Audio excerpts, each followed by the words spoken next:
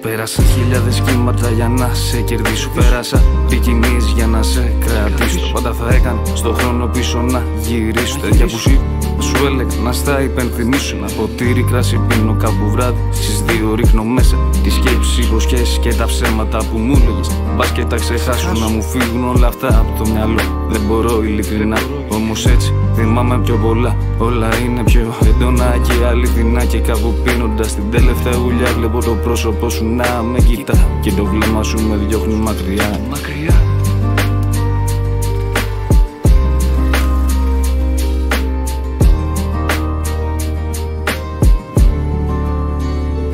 Το άρωμά σου δεν μπορώ να ξεχάσω. Και τον κόσμο που φτιάχναμε μαζί. Κάθε λεπτό, κάθε στιγμή.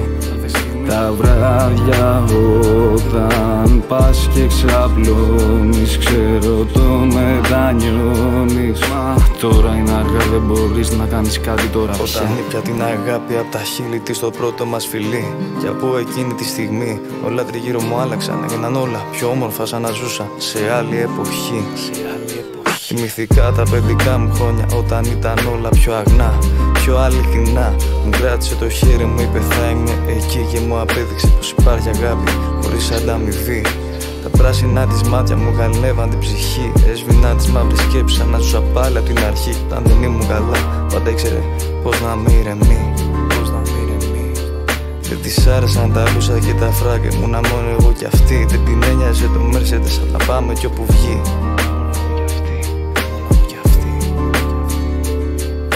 Όλα εξελισσόντουσαν τόσο όμορφα σαν ένα παραμύθι χωρίς τέλος ούτε αρχή. Ξαφνικά ένας περίεργος ήχος στο ξυπνητήρι χτυπάει. Ανοίγω τα μάτια αυτού ξανά απ' την αρχή.